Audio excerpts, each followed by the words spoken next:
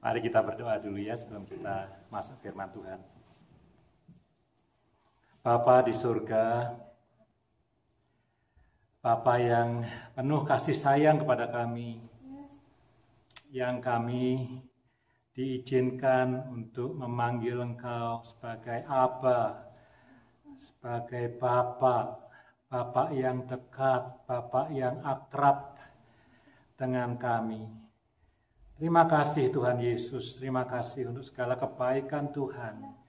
Terima kasih Tuhan, terima kasih untuk kasih sayang dan kasih setia Tuhan yang tidak pernah ada habisnya dalam kehidupan kami dan tidak pernah terlambat dalam kehidupan kami. Kami mau Tuhan sore hari ini sebelum mendengarkan firman Tuhan, dari hati yang paling dalam mengucap syukur untuk segala kebaikan Tuhan, mengucap syukur untuk segala penyertaan Tuhan dalam hidup kami, mengucap syukur untuk segala yang Tuhan sediakan dalam hidup kami, yang Tuhan izinkan kami alami. Terima kasih Tuhan Yesus. Di dalam nama-Mu kami berdoa dan mengucap syukur. Amin. Bapak Ibu sekalian, apa kabar? Baik ya? Ini kalau kapal nggak seimbang nih, oleng sebelah sini.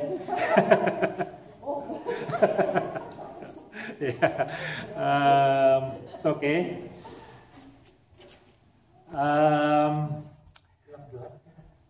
Gelap ya? Oh, saya nyalakan dulu Pak.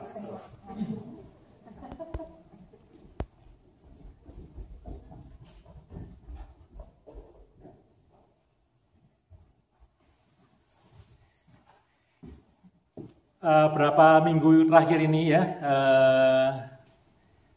saya lihat ya, Tuhan baik ya, Dia bisa apa ya, saya enggak berani untuk apa namanya, bukan enggak berani, saya enggak mau mereka-reka begitu ya, tapi saya lihat semua itu dijahit jadi bagus, dijahit ya, disulam jadi bagus gitu ya. Tentu 2 minggu terakhir ini saya banyak di Roma, tapi itu bukan alasan utama ya, tapi itu salah satu alasan. Dan karena saya banyak di Roma, saya punya waktu banyak untuk membaca buku ya. Tapi saya baca buku bukan karena saya di Roma gitu ya, memang karena saya pas gitu ya. Saya tidak usah cerita panjang, saya pas lagi ada assignment harus baca banyak buku. Nah, Ali tahu tuh ya. Speed reading saya tidak cepat, tapi saya juga tidak pernah sebelum-sebelumnya baca buku secepat ini gitu ya. Jadi selama 2 minggu ini saya baca 3 buku ya. Singkat cerita saya baca 3 buku ya, dalam 2 minggu ini. Kira-kira satu bukunya sekitar 250 halaman. Kalau Ali itu 3 hari selesai tuh. Saya perlu waktu 2 minggu untuk baca itu ya. Jadi ya bukan kebetulan, maka itu saya bilang semua dijahit dengan baik ya. Saya harus stay di Roma, tapi juga sekali lagi saya baca buku bukan karena saya stay di Roma, tapi stay di Roma membuat saya bisa baca buku. Dan karena saya baca buku tentu banyak belajar ya, banyak diingatkan kembali, kalaupun bukan satu hal yang baru, banyak di encourage gitu ya. Dan tentu sesuatu yang berhubungan dengan gereja. Nah, buku yang saya baca, kalau nggak ada hubungannya dengan gereja, ngapain saya baca gitu ya. Saya bukan orang yang suka baca novel anyway. Jadi buku-buku yang saya baca tentang gereja gitu ya, tentang gereja ini. Jadi selama 2 minggu sambil baca buku-buku itu, sambil memikirkan gereja ini gitu ya. Nah, salah satunya saya sharingkan minggu yang lalu ya, minggu lalu enggak banyak yang hadir, tapi saya sharingkan salah satu kutipan gitu ya dari buku. Nah, saya mau sharingkan lagi banyak yang belum dengar gitu ya. Nah, penulisnya ini mengatakan begini. Kalau kita itu membangun gereja ya, jadi jangan salah mengerti. Saya berusaha untuk paraphrasing sebaik mungkin. Tapi kalau kita, bisnis kita itu membangun gereja, ya entah itu gedungnya, entah itu liturginya, entah itu mengumpulkan supaya orang banyak datang ke gereja, entah itu apalagi ya, bikin program yang bagus, bikin worship yang bagus dan segala macam. Nothing wrong with that, tapi kalau itu yang menjadi bisnis utama kita, ada kemungkinan besar kita tidak akan menghasilkan murid Yesus. Itu bahasa dia, ya, the disciples of Jesus gitu ya. Kita tidak producing itu.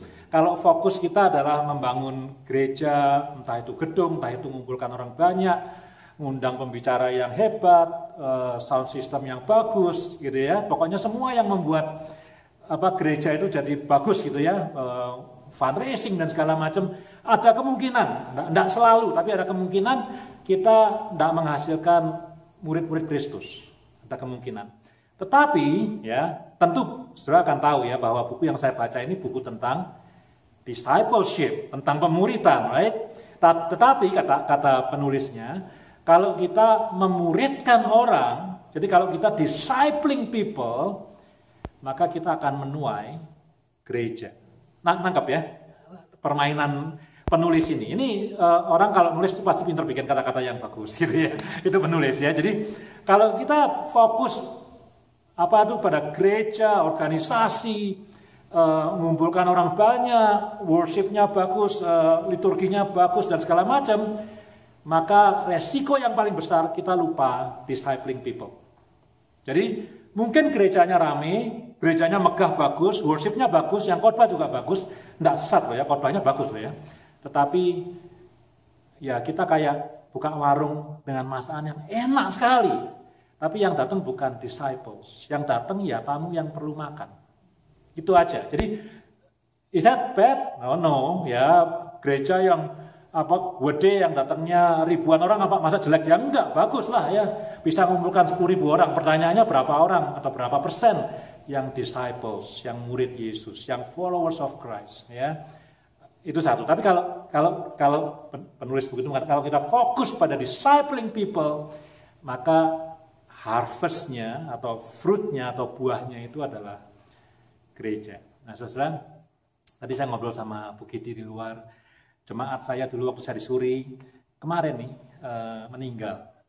Usianya 76 tahun. Tapi pada waktu saya kenal dia memang sudah sakit ya, sudah banyak penyakitnya lah, bukan orang yang fit 100% gitu ya. Jadi minggu lalu jatuh sekali, tidak mau ke rumah sakit, ambulannya udah datang tidak mau ke rumah sakit ya. Jatuh 2 kali, Pak Sony sama Pak Akan dipanggil ya, untuk persuade dia supaya mau ke rumah sakit gitu ya. So kemudian ke rumah sakit dan kemarin meninggal seminggu di rumah sakit. Tapi bukan itu yang saya mau ceritakan. Tentu bukan berita yang baik orang meninggal. Tapi saya salut dengan suaminya, ya. Nah, suaminya usianya 89 tahun, masih menyetir, ya, masih nyetir sendiri, masih ke grocery sendiri. Hidup hanya berdua kok, suami istri, tidak ada anak, tidak ada mantu di rumah, berdua saja. Ini suami masih driving, masih belanja sehari-hari, pokoknya saya tidak bilang 100% fit, dia punya sakit jantung, in fact, tapi that's the husband. Nah, sejak di rumah sakit, tiap pagi dia ke rumah sakit, ya, ke rumah sakit. Nanti sore pulang, ya. Jadi saya telepon hari apa, saya lupa, hari Selasa atau Rabu saya telepon dia, baru pulang dari rumah sakit. Saya bilang, ini suami setia banget ya, ya. Dia punya banyak alasan untuk tidak ke rumah sakit. Alasannya apa? Udah tua kan, ya, capek dong rumah sakit. Dan dia bilang di rumah sakit dia mesti pakai pakaian astronot tuh. Gara-garanya apa? Gara-garanya istrinya ketika dibawa sama ambulan ke rumah sakit, dites positif, gitu ya. Suaminya selalu bilang ini positifnya pasti dapat dari rumah sakit, bukan dari saya. Karena memang istrinya tidak pernah keluar di rumah, terus sudah bukan cuma seminggu 2 minggu, sudah beberapa tahun nggak di rumah aja, nggak pernah keluar gitu. Jadi dan suaminya nggak positif, gitu, cuma istrinya aja yang positif. Jadi bilang, wah ini dapat dari rumah sakit nih katanya ya. Jadi dia punya alasan, dia capek ya, sudah tua, apalagi kalau winter, meskipun Vancouver barangkali winternya nggak seperti Calgary. Terus tak tanya, tante gimana om? Apakah bisa ngomong? Enggak ya, tidur aja sudah nggak ada reaksi apa-apa. Jadi banyak alasan yang membuat dia sebetulnya nggak harus ke rumah sakit, tapi dia setia datang ke rumah sakit. Wah tuh saya bilang saya salut sekali ya. Nah, terus saya waktu orang ini sakit dan suaminya rutin datang itu pas saya baca buku yang tadi saya sharing kutipannya tadi itu. Kalau kita discipling people, kita producing church. Tapi kalau kita fokus on building the church, ada resiko kita tidak discipling people. Kita tidak menghasilkan murid Kristus. Saya tanya-tanya, kita ini kalau nikah ya, kalau orang yang sudah menikah ya, apa ya fokus kita itu apa ya? Ya bangun rumah kah? Ya kan ada yang bilang kalau menikah harus, nggak salah loh, harus punya certain amount of salary dulu. Ya kalau di negara-negara di mana male dominated ya suaminya lah. Ya dulu saya ingat teman SMA saya, teman yang terbaik itu bilang, gua nggak mau nikah kalau gajinya belum 5 juta. Waktu itu ya, kalau udah 5 juta baru mau nikah. Ya nggak salah, saya pikir kan mesti tanggung jawab juga untuk kehidupan material ya. Harus bisa makan, harus bisa renting apartemen dan segala macam, nothing wrong. Tapi pertanyaannya tuh dalam pernikahan kita itu fokus yang mau dibangun itu apa? Keturunankah, rumah, pekerjaan, kebahagiaan gitu ya? Atau sebetulnya loh ya, pada saat janji pernikahan itu saya diingatkan sambil baca sambil melihat si om sama tante ini, atau membangun kesetiaan ya, faithfulness, loyalty, kasih sayang gitu ya. Nah kalau kita fokus pada pokoknya nanti kalau gua nikah ya mau punya anak 5 misalnya ya, misalnya nih ya, dan target ya setelah anak-anaknya umur 22 tahun semua mesti sudah punya bachelor. Jadi saya misalnya nih ya, saya udah kasih celengan ini buat anak pertama, anak kedua, anak ketiga, anak keempat, anak kelima. Ini misalnya saja ya, pokoknya by 22 years old, kalau mereka mencapai itu, mereka sudah punya bachelor, habis itu up to them. Silakan masing-masing. Ada yang targetnya barang seperti itu. Ada yang targetnya ya barangkali aku harus bisa punya rumah sekian, keluargaku sejahtera sekian, dan segala macam. Terserah gitu ya. Tapi kalau kita fokus pada itu, resikonya, ada resikonya ya, resikonya. Ketika sesuatu yang kita tidak inginkan terjadi, misalnya yang terjadi dengan jemaat saya ini, apakah kita masih bisa lihat the fruit of the faithfulness gitu ya, dari seorang yang 89 tahun yang punya banyak alasan untuk stay at home, wong di rumah sakit juga tidak bisa apa-apa, dia tidak bisa ngomong apa-apa, wong ini udah koma ya enggak, tapi juga tidak bisa ngomong apa-apa, tapi dia faithful to see his wife.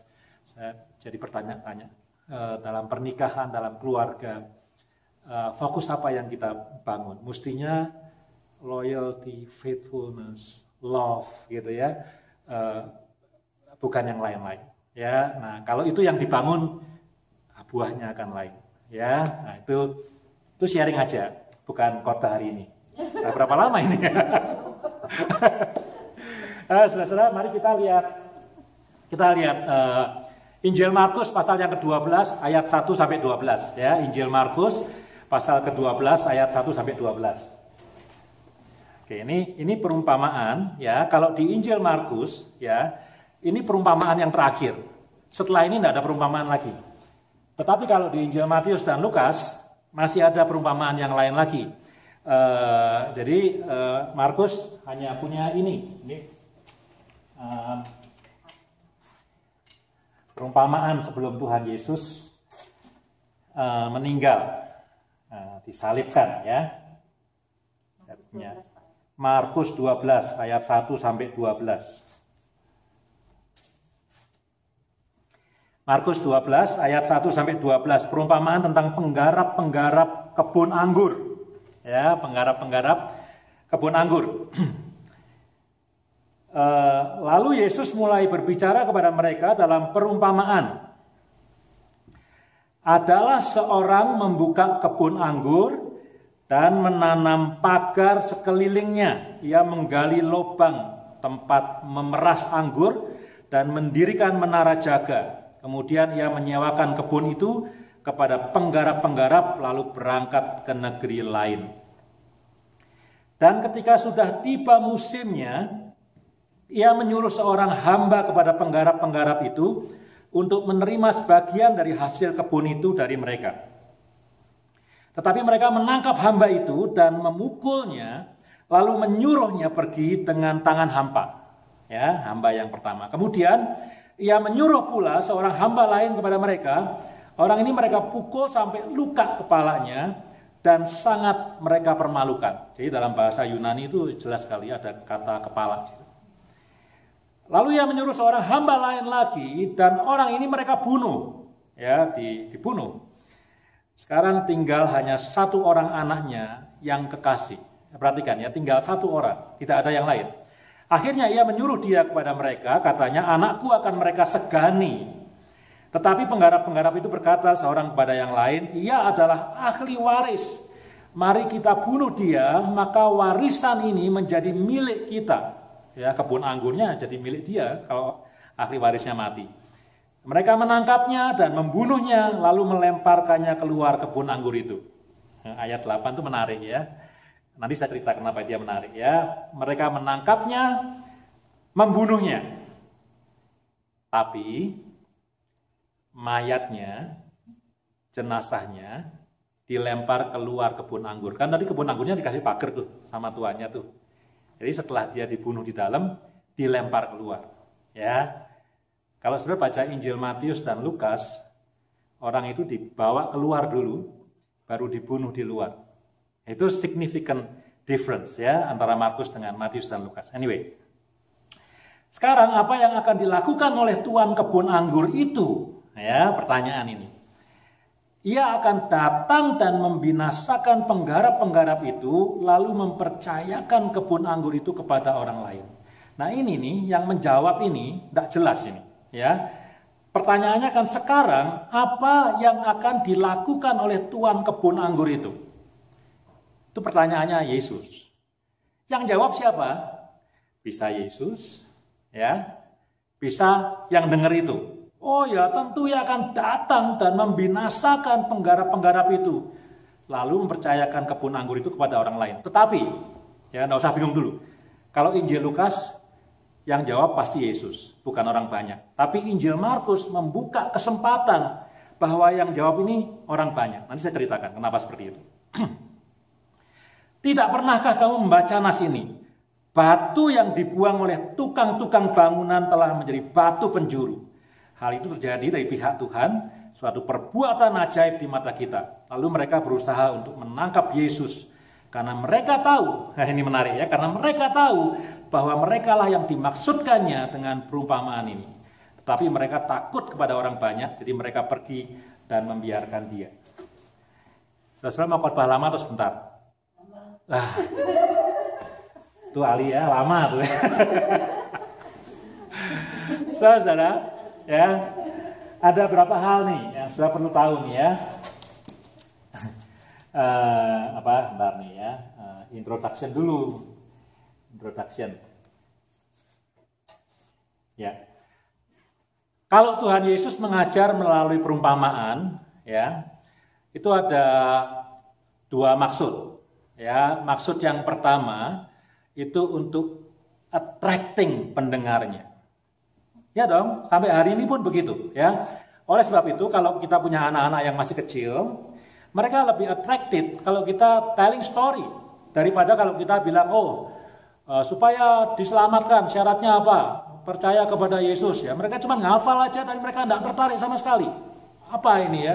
Jadi story itu attractive ya. Semua yang belajar di seminari tahu kenapa Yesus memberikan parable itu attractive bagi kebanyakan orang ya. Jadi dan orang bisa connect. Ya, penabur. Mungkin sebagian pendengarnya penabur gitu ya. Jadi mereka bisa connect dengan story yang Tuhan mau sampaikan. Tetapi ada hal kedua ya, kenapa Yesus bicara dengan perumpamaan. Ini misterius dan ini saya tidak akan bahas sekarang ini, yaitu supaya membuat orang yang mendengarkannya tidak ngerti. Aneh ya. Tapi itu betul ya, itu kalau dibaca Matius 13 tuh perumpamaan penabur, gandum dan ilalang, biji sesawi gitu ya. Biarlah engkau mendengar, tapi engkau tidak mendengar. telingamu terbuka tapi engkau tidak mengerti gitu ya.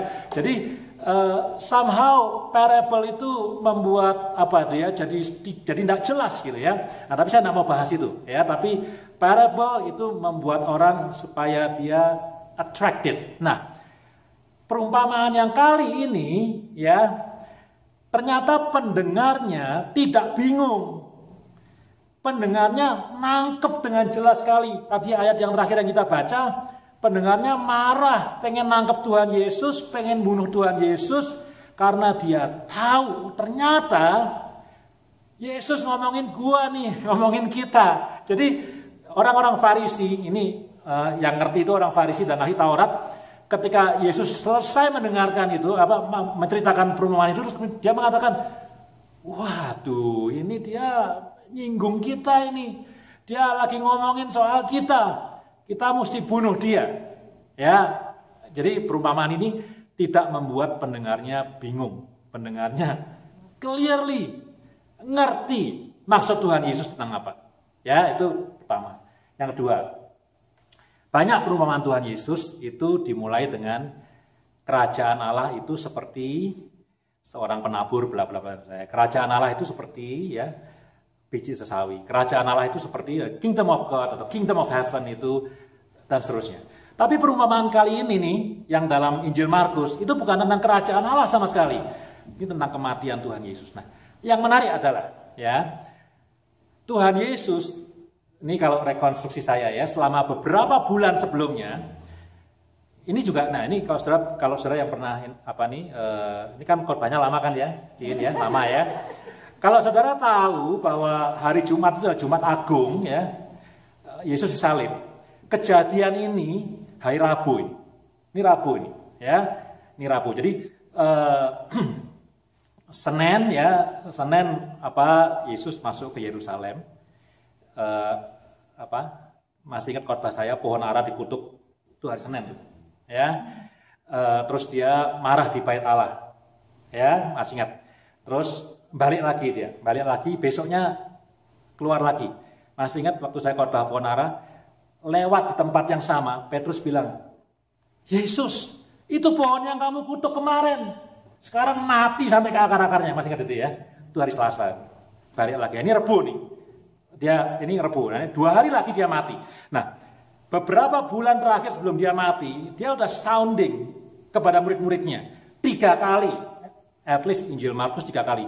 Pemberitaan yang pertama soal kematiannya, pemberitaan kedua soal kematiannya, pemberitaan ketiga soal kematiannya. Tapi dia ngomong cuma sama murid-muridnya doang, nanti gue bakal mati ya, bakal disalib, bakal menderita dan seterusnya dan seterusnya. Tapi ini pertama kalinya loh, dia ngomong sama para pembunuhnya, ya notabene orang-orang yang akan membunuh dia, musuh-musuhnya orang Farisi. Nanti nih, ya nanti tuh si anak tuh si ahli waris yang akan dikirim oleh bapak yang punya kebun anggur itu akan dibunuh. Interesting ya. Jadi ini pertama kali. Jadi ini bukan tentang the kingdom of God, tapi tentang kematian Tuhan Yesus. Tapi juga pertama kali Tuhan Yesus mengatakan tentang kematiannya kepada dia punya opponent, dia punya enemy, dia punya musuh gitu ya. Parable gitu. Nah, sekarang pertanyaan yang terakhir, bukan terakhir di khotbah ini, pertanyaan terakhir dari perumpamaan ini. Kan itu orang-orang Farisi kan kemudian tahu, oh ini perumpamaannya ini tentang aku ini, ya tentang kita ini. Nah pertanyaannya kapan mereka tahu? Nah itu pertanyaannya, apakah mereka tahu dari awal, apakah mereka tahu terakhir? Nah, itu pertanyaan yang penting sekali. Nah kayaknya nih, nanti saya buktikan nih. Saya kalau ngomong kayaknya ada buktinya gitu ya. Kayaknya mereka baru tahu terakhir. Jadi, nah, karena saya kasih cerita, ya. Saya kasih cerita yang very familiar. 2 Samuel 12, masih ingat ya? Nabi Nathan ngomong sama Daud, negur Daud setelah dia bersinah dengan Batsheba. Nabi Nathan bilang begini, ada seorang yang kaya punya banyak domba. Dan ada seorang yang miskin punya domba cuma 1. Dan domba ini, saya ingat saya hafalin sebelum khotbah, jadi saya bisa ngomong. Dan domba ini hidup satu rumah, mungkin satu kamar dengan orang miskin itu dan dengan anak-anaknya. Makannya bareng-bareng, jadi pokoknya it's a one family, ada bapaknya ya, mungkin ada ibunya tidak diceritakan, dan ada anak-anak dan ada domba ini. Jadi sudah satu family dengan domba ini. Kalau yang kaya, dombanya di kandang ratusan. Satu kali orang kaya ini menerima tamu, tapi dia tidak mau nyembelih dombanya. Instead, dia ambil domba si miskin ini, dia sembelih, terus dia kasih kepada tamunya. Itu ceritanya, Nabi Nathan ngomong gitu. Terus Nathan nanya sama Daud, mesti diapain ini orang kaya? Wah, tuh Daud marah sekali. Ini kira-kira ya, kan storytelling kan, ambil orang itu, mesti dihukum mati. Ya, terus Nathan bilang, orang kaya itu kamu, Daud. Nah, ini ceritanya sama ini nih, mirip gitu ya. Jadi Daud nggak tahu sampai at the end, Nathan bilang, ini kamu, orangnya ini ternyata kamu. Nah, saudara, saya ajak lihat Lukas ya. Paralelnya ini ya, Lukas beda sendiri ya. Coba kita lihat Lukas. kalau saya lihat Lukas 20 ayat 9 ya, Lukas 20 ayat 9, perumpamaan tentang penggarap kebun anggur. Coba kita lihat ayat yang ke-16. Ayat 16 ini ya, tidak ada di Markus dan tidak ada di Matius, cuman Lukas saja yang recording ini ayat 16 ini ya. Saya baca mulai ayat 15. Lalu mereka melemparkan dia keluar kebun anggur dan membunuhnya. Ingat ya, jadi Lukas sama Matius, anaknya ini tidak dibunuh di dalam kebun anggur, dibunuhnya di luar kebun anggur. Ya, kalau Markus bunuh dulu, mayatnya dibuang keluar. Tapi itu nanti, ya, tidak usah dipusingkan dulu. Nah, sekarang apa yang akan dilakukan oleh tuan kebun anggur dengan mereka? Jadi itu kayak Nathan nanya sama Daud, lu mau ngapain sama orang kaya yang ngerampok itu dombanya anak kecil itu ya, orang miskin itu. Nah, ia akan datang dan membinasakan penggarap-penggarap itu dan mempercayakan kebun anggur itu kepada orang lain. Itu masih sama dengan Markus, tapi perhatikan kalimat berikutnya. Mendengar itu. Ini hanya di Lukas.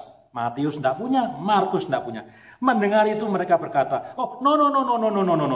Jangan. Jangan. No." Ya, jadi di situ kalau Lukas bilang, kalau informasi Lukas itu betul, di situ orang Farisi baru sadar, oh, ini tentang kita ini. Ya, jadi mereka bilang ayat 16 itu cuma di Lukas, Markus enggak kasih catatan itu, Matius enggak ngasih, itu bilang sekali-kali jangan. Ya, jadi kalau Nathan ngomong sama Daud, mesti diapain nih orang? Orang itu mesti segera ditangkap, diadili, mesti ganti rugi, dihukum mati. Kalau Daud sadar, tapi Daud enggak sadar. Kalau Daud sadar, oh no, jangan, karena itu dia sendiri, gitu ya. Tapi orang Farisi dalam Injil Lukas dia sadar pada waktu itu, oh Tuhan Yesus ini ngomongin soal gua.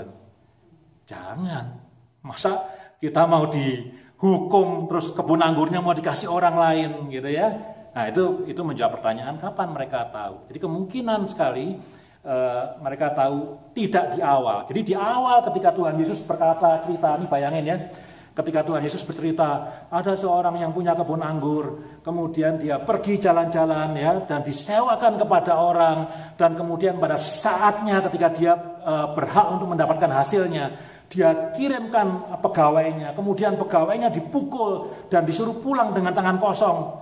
Orang Farisi ngomong apa? Ribut. Siapa itu Tuhan penggarap kebun anggurnya kejam sekali, itu jahat sekali, harus dipenjara itu. Kemudian Yesus ngomong lagi, dan kemudian dia kirim pegawai yang kedua increasing, siksaannya, dipukul di kepala, ceder gitu ya, pancing di kepala ya. Kebetulan kepala itu bahasa Yunaninya kefali, sama kan, jadi obvious sekali, kepalanya dipukul dan dipermalukan, itu yang kedua ya. Kemudian pulang. Orang Farisi yang dengar, waduh, kita mesti panggil polisi ini. Penggarap ini mesti ditangkap ini. Kemudian yang ketiga, dikirim pegawai yang ketiga, dibunuh. Wah, orang Farisi yang dengerin makin ribut lagi. Kalau perlu pokoknya kita hajar itu para penggarap kebun anggur. Dan kemudian anaknya sendiri dikirim. Nah, ya, anaknya dikirim, dibunuh. Entah dibunuh di dalam kebun anggur atau dibunuh di luar, pokoknya dibunuh. Nah, terus Yesus nanya, itu yang punya tanah mesti ngapain? Ya, nah tadi yang saya bilang, entah yang jawab siapa, Oh ya harus dibinasakan penggarap-penggarap kebun anggurnya, kemudian kebunnya tadi harus dikasih ke orang lain. Di situ orang Farisi sadar. Oh jangan, no. Padahal tadinya mungkin ribut, mesti panggil polisi, mesti dihabisin penggarap-penggarapnya. Pada saat tahu bahwa konsekuensinya itu menyangkut mereka, kemudian jangan. Mereka baru sadar, jangan kalau gitu, ya, jangan dihabisin, jangan dialihkan kebun anggurnya, ya. Nah, itu kira-kira dramanya, gitu ya. Nah, sekarang sedikit catatan kaki, ya, kenapa Markus dibunuh dalam kebun anggur, yang lainnya dibunuh di luar kebun anggur. Well, kebun anggur itu bicara soal apa, ya? Macam-macam. Israel adalah my vineyard. Ya, Yahweh bilang di perjanjian lama, Yesaya pasal 5, Israel is my vineyard. Jadi orang Israel itu adalah kebun anggurku. Beberapa orang mungkin mencatat Yerusalem itu adalah kebun anggur dari Tuhan, the center, ya, kota sucinya Yerusalem. Jadi kalau orang-orang yang melihat bahwa Yerusalem adalah kebun anggur, maka Yesus itu dibunuh di Yerusalem, mayatnya dibuang keluar. Tapi kalau Yesus itu, kalau anaknya dibunuh di luar, berarti Yesus dibawa keluar dari Yerusalem, karena Yerusalem is the holy city, kota suci. Tidak boleh ada pembunuhan di situ, maka Yesusnya dibawa keluar dulu, baru dibunuh. Nah sekarang sudah tidak perlu tahu nih ya, mana yang benar gitu kan. Cuman saya sudah berkali-kali mengatakan bahwa most likely Injil Markus itu the most original version of our gospel, gitu ya. Dan Injil Matius itu very obvious sekali. Injil Matius ditulis untuk orang Yahudi, jadi mereka tidak mau membuat kota suci Yerusalem itu menjadi cemar. Jadi kalau buat Injil Matius, haram hukumnya Yesus dibunuh di dalam Yerusalem. Dia harus dibawa keluar dulu, baru dibunuh di luar Yerusalem. Itu bahan kuliah. Ya. Oke, nah sekarang khotbahnya nih ya, Apa yang kita bisa pelajari saudara-saudara ya? Ada berapa hal. Yang pertama, ya, saya berharap kita semua yang ada di sini, kalau saya lihat wajah-wajahnya, kita bukan orang Kristen yang baru. Semua yang ada di sini tidak ada tamu yang baru, semua tahu. Saya berharap kita tahu bahwa seluruh dunia ini, ya, saya ngomongnya agak ini ya, dunia gitu ya. Dunia ini adalah milik Tuhan. Ya, so easy. Meskipun kata-katanya abstrak, tapi dunia ini milik Tuhan. Negara ini, Kanada atau Indonesia, negara ini atau Amerika, semua negara adalah milik Tuhan. Ya, betul kan? Provinsi ini, Alberta, juga milik Tuhan. Right? Calgary juga milik Tuhan. Ya, apa sih yang tidak milik Tuhan? Ya, keluarga kita juga adalah milik Tuhan. That right, ya. Pekerjaan yang kita punya sekarang ini sebenarnya juga adalah milik Tuhan. Kalau kita mungkin bilang, oh, saya membangun perusahaan ini dari kecil loh. Ya, saya berkorban, tidurnya sedikit, jual ya, saudara, semua ini milik Tuhan. Ya, kita bisa bilang, saya kerja keras untuk perusahaan saya ini. Ya, banting tulang. Jual mobil, jual rumah untuk membangun PT ini. Ngurangin tidur, kerja keras dan segala macam. Atau sudah bisa mengatakan pekerjaan ini adalah hasil kerja keras saya. Saya untuk interview dan diterima itu saya belajar betul-betul supaya bisa jawab pertanyaan-pertanyaan interviewnya. Apalagi gelar ini entah master entah doktor itu hasil kerja keras saya. Karena saya kalau mau ujian itu belajar semalaman supaya saya bisa jawab pertanyaan-pertanyaan dan seterusnya. Ya, keluarga ini punya saya, rumah ini punya saya. Well, kalau mau terus di-argue, ya tidak ada salahnya. Ya, kita kerja keras untuk itu. Tapi perhatikan. Tuhan itu bisa, ya, kalau mau tahu siapa contohnya, misalnya Ayub gitu ya, kisah Ayub. Tuhan itu bisa membuat yang ada seketika menjadi tidak ada. Ya, artinya apa? Ya, memang Tuhan tidak megang gembok rumah kita, kalau ada gemboknya. Zaman dulu rumah ada gemboknya. Tuhan tidak megang gembok rumah kita. Tapi dia punya authority, dia punya otoritas untuk dalam sekejap membuat rumah yang kita banggakan itu karena konsleting listrik kebakar habis. Dia bisa. Ya, jadi dia punya otoritas. Kita bisa ngunci pintu, bisa buka pintu. Cuman itu aja. Ya, tapi dia bisa Ayub yang tadinya kaya habis semuanya. Tapi juga seketika bisa dikembaliin double. Ya, dia punya otoritas. Kita bisa punya pekerjaan yang kita perjuangkan setengah mati, yang kita cintai setengah mati.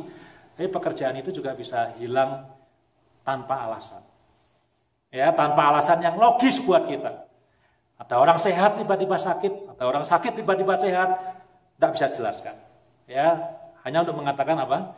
Bahwa final authority, otoritas itu ada pada tangan Tuhan sendiri. Ya, nah, saya mau kasih tahu, Tuhan itu pemilik segala sesuatu, termasuk hidup kita.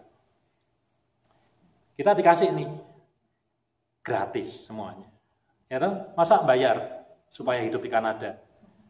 Loh, ya bayar untuk renting rumah, bayar. tapi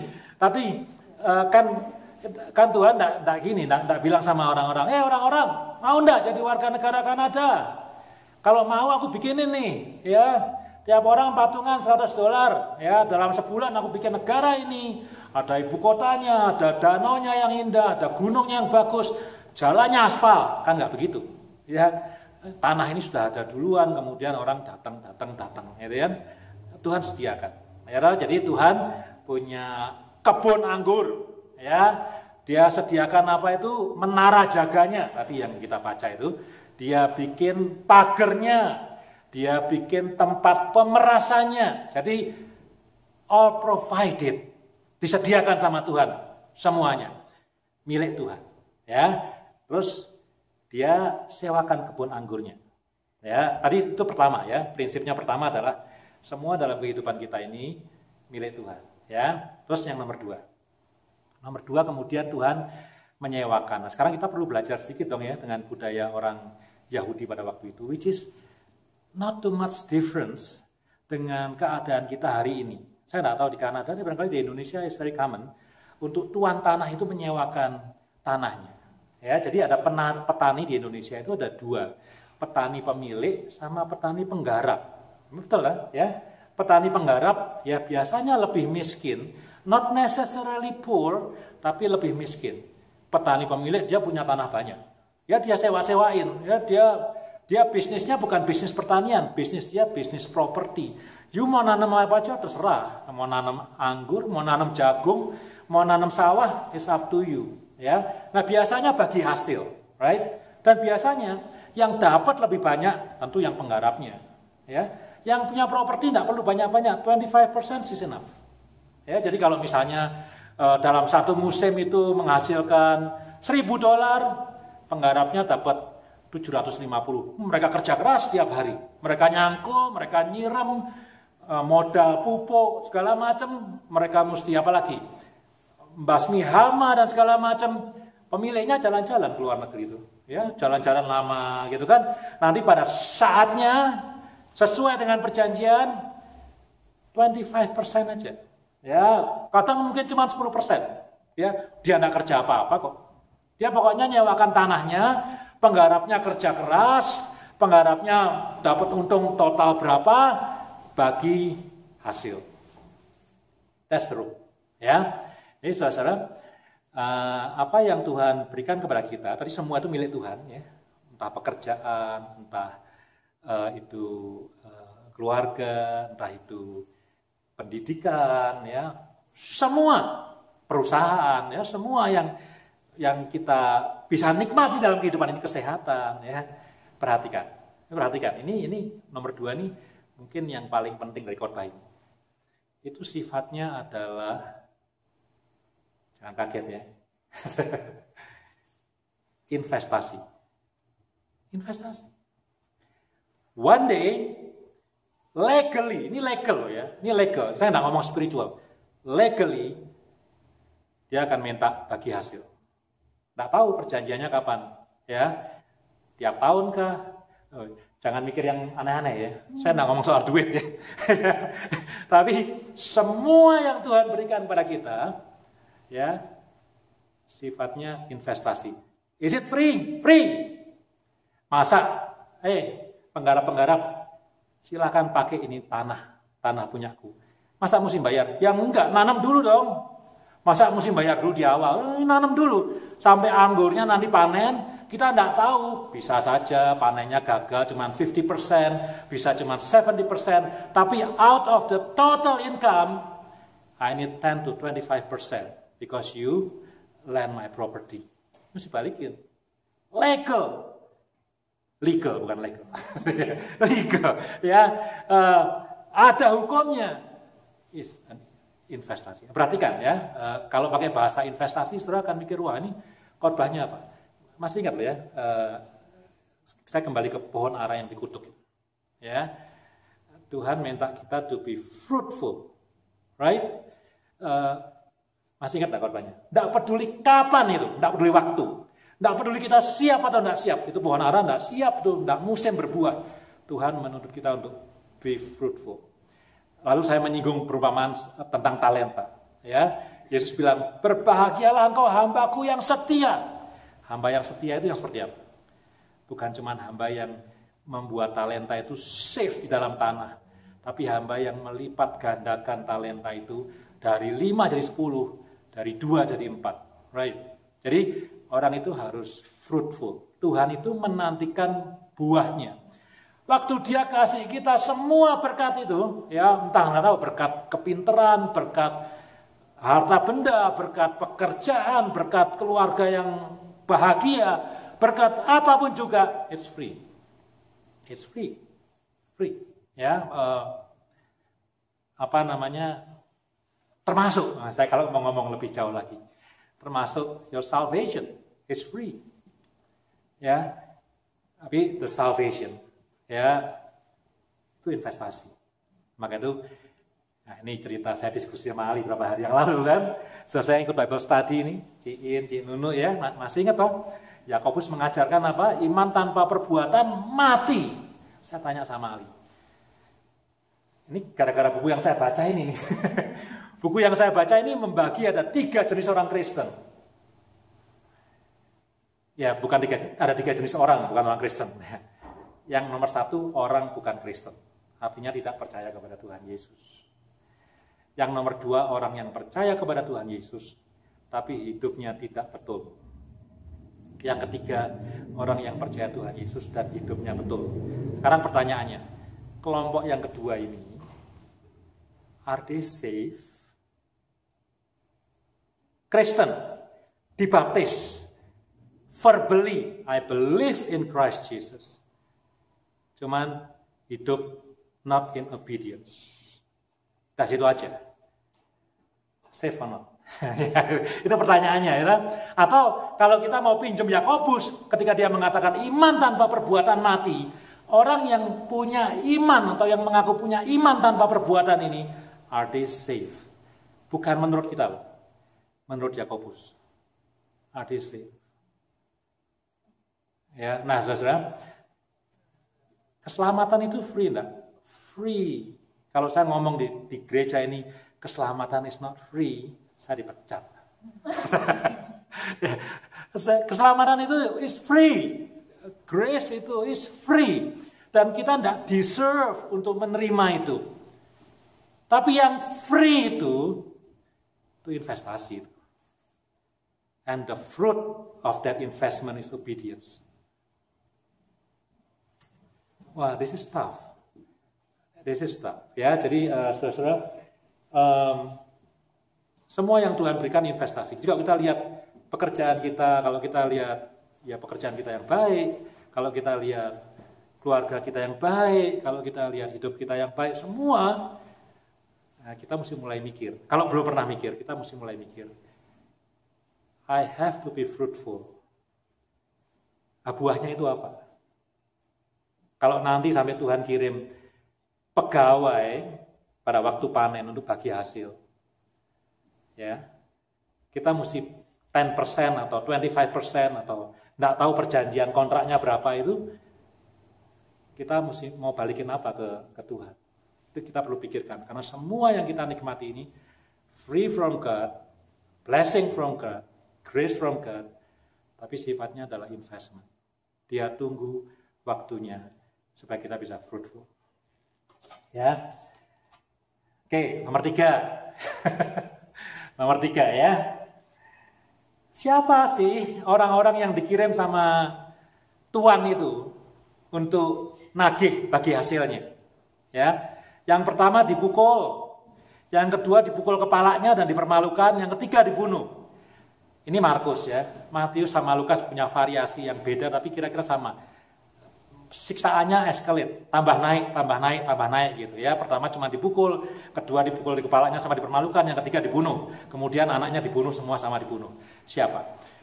Hampir semua penafsir, jadi saya tidak mau yang aneh-aneh gitu ya, akan mengatakan bahwa orang-orang ini adalah nabi-nabi Tuhan yang dikirim.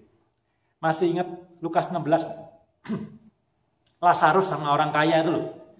Kemudian dua-duanya mati ya. Kemudian Lazarus di pangku Abraham, orang kaya kepanasan di neraka. Lalu orang kaya bilang sama Tuhan, bilang sama Tuhan atau bilang sama Abraham, saya lupa. Abraham ya, tolong kirimkan Lazarus kembali ke dunia untuk ngasih tahu my siblings, ya, karena ini panasnya nggak karuan, nggak enak ini, supaya my siblings bertobat, supaya nanti kalau mereka mati tidak senasib dengan saya. Abraham bilang apa? Wah, nabi-nabi yang sebelum ini sudah dikirimkan. Ini tentu tidak ngomong soal siblingnya dia, tapi ngomong soal orang Yahudi yang tidak mau percaya. Sudah dikirim dan kamu tidak bertobat juga. Apalagi Lazarus yang orang miskin, yang tidak punya pakaian yang proper ngomong. Mana ada yang mau dengar? Percuma. Ya, nangkap ya. Jadi orang Israel sudah kenal gitu ya, menolak nabi-nabi gitu ya. Nabi atau hamba Tuhan, saya tidak mau ngomong soal pendeta ya, mesti hati-hati sini ya. Tapi nabi yang dikirim ini kita stick on the Bible, banyak yang ditolak oleh orang Israel. Firman Tuhan ditolak orang Israel, hidup dalam disobedience. Akibatnya tahu sendiri. Nah, ya. Nah, untuk poin yang ketiga, saya ngajak kita untuk buka Alkitab kita. Ya. Kenapa? Ini penting nih. Udah ngantuk belum? Aduh, ya semangat saya Cik. Ya. Ya. Ini penting nih. Karena apa? Karena perumpamaan di dalam Markus pasal ke-12 itu ada backgroundnya. Backgroundnya adalah Yesaya pasal yang ke-5. Nah, ini backgroundnya nih. Ya, Yesaya pasal 5. Saya baca ya. Percis nih, terutama ayat 1-3. Aku hendak menyanyikan nyanyian tentang kekasihku. Nyanyian kekasihku tentang kebun anggurnya. Kekasihku itu mempunyai kebun anggur di lereng bukit yang subur. Ia menyangkulnya, tadi menggali ya, dan membuang batu-batunya dan menanaminya dengan pokok anggur pilihan. Ia mendirikan sebuah menara jaga, percis banget sama tadi itu ya, di tengah-tengahnya dan menggali lubang tempat memeras anggur. Cocok dengan Markus 12. Lalu dinantinya supaya kebun itu menghasilkan buah anggur yang baik. Tetapi yang dihasilkannya ialah buah anggur yang asam. Ya. Maka itu saya mengajak kita semua yang dengar khotbah hari ini mulai mikirkan, one thing to be thankful for all the blessing from God, but number 2, what is the fruit? Karena satu kali dia akan datang menyuruh pegawainya untuk ngambil hasilnya. Maka sekarang hai penduduk Yerusalem dan orang Yehuda, adililah antara aku dan kebun anggurku itu. Apakah lagi yang harus kuperbuat untuk kebun anggurku itu yang belum kuperbuat kepadanya? Aku menanti supaya dihasilkannya buah anggur yang baik, mengapa yang dihasilkannya hanya buah anggur yang asam? Ya, nanti akhirnya nih mulai ayat ke-8 tuh, itu ke-8 sampai habis tuh, celakalah. Ayat 11, celakalah. Ya.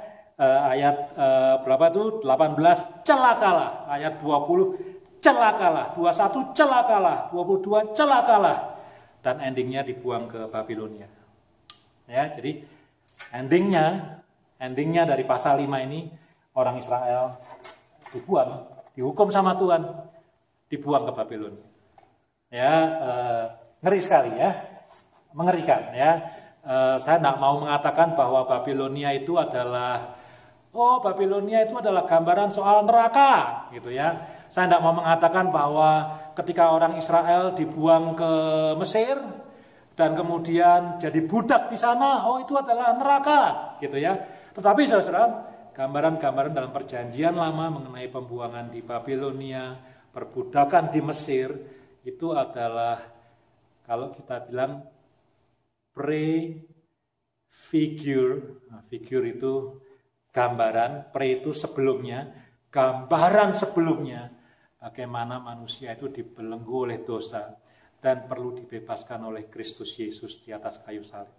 Ya, saudara, itu yang terjadi ya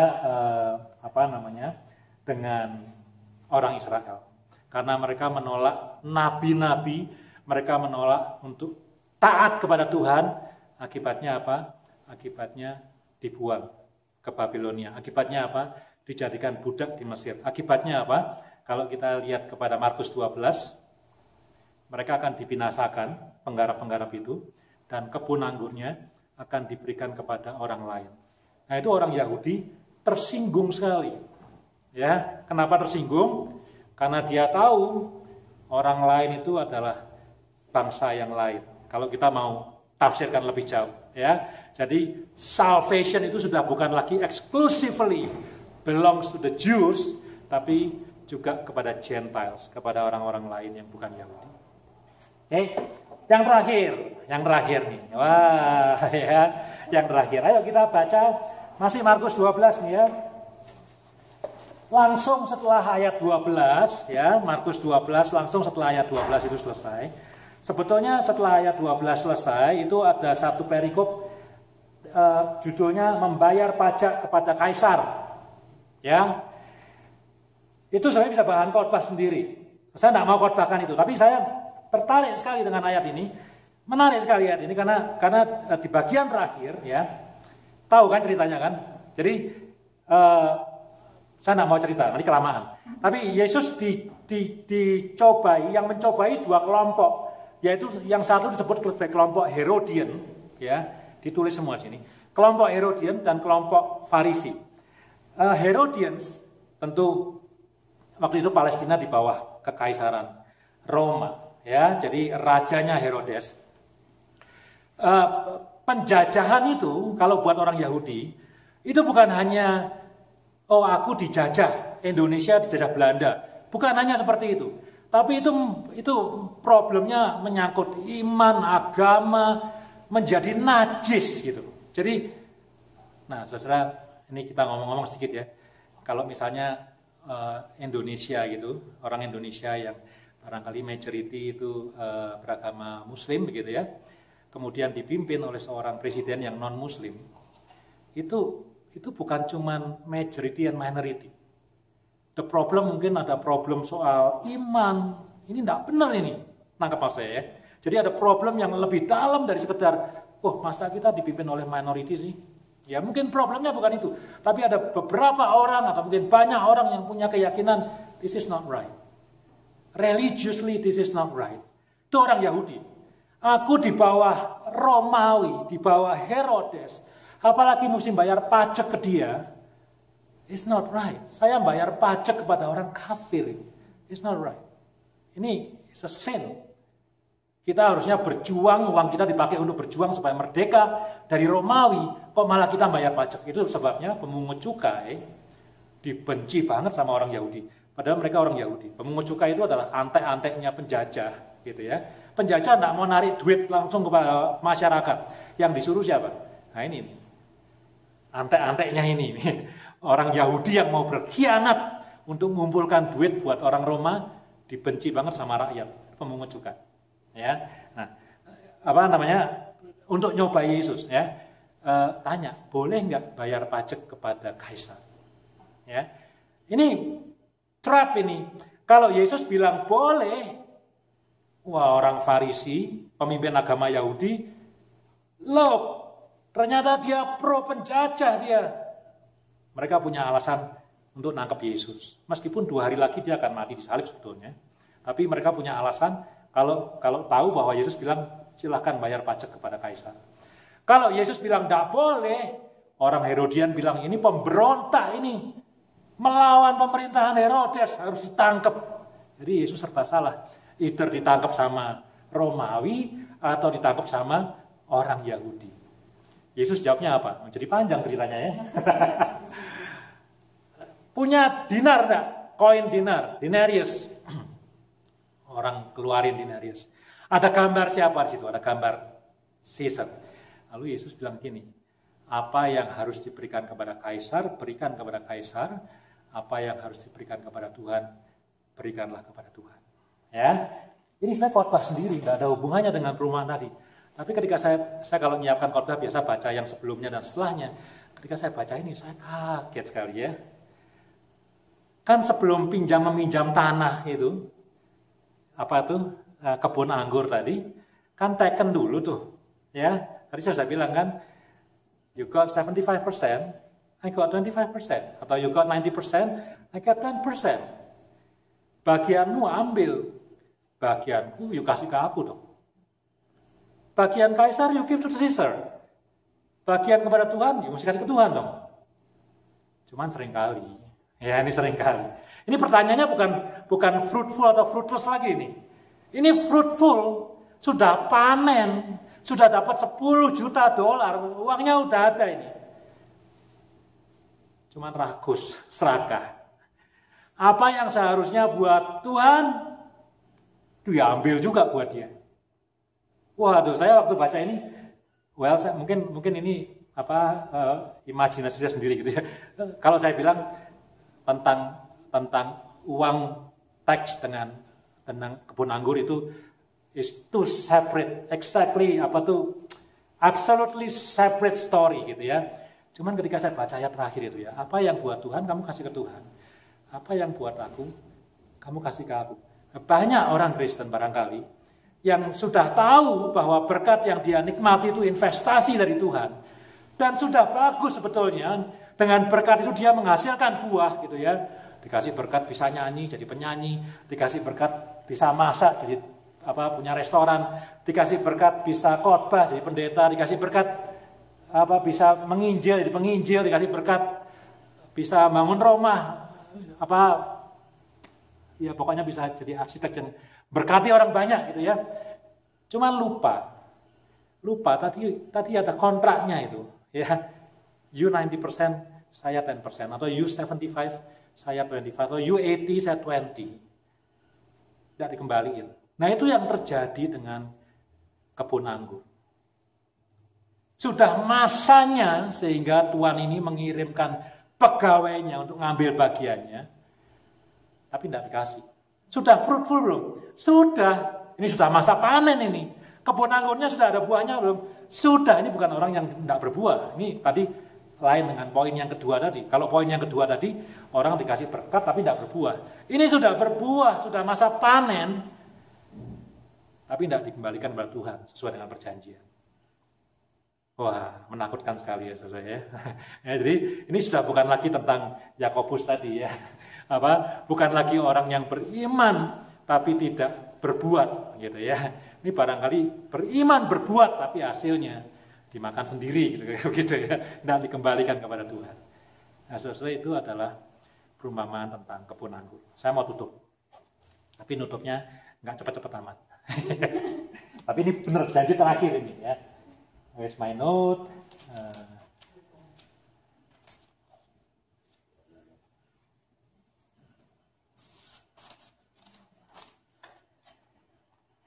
Saudara,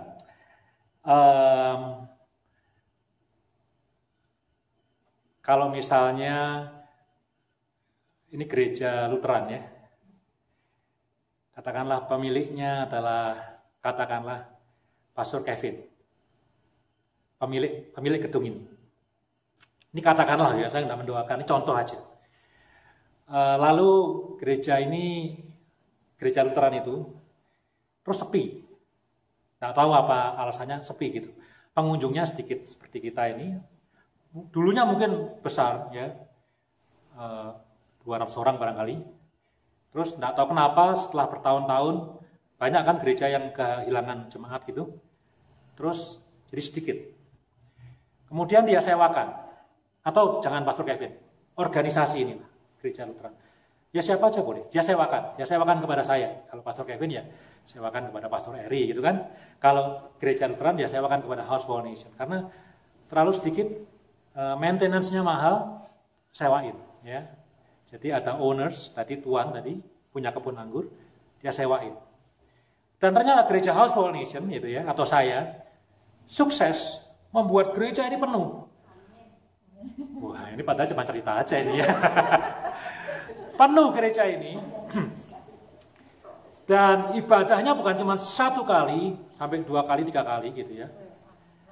Sampai akhirnya barangkali Pastor Kevin mikir, daripada gua ngurusin orang yang sedikit ini, cuma belasan orang, biar House for Nation aja, aku terima aja pokoknya 10% kayak 20%. Aku enggak perlu lagi persembahan jemaatku, pokoknya mereka bayar sewa rutin dan gitu ya, atau gereja Lutheran happy gitu ya, happy ya.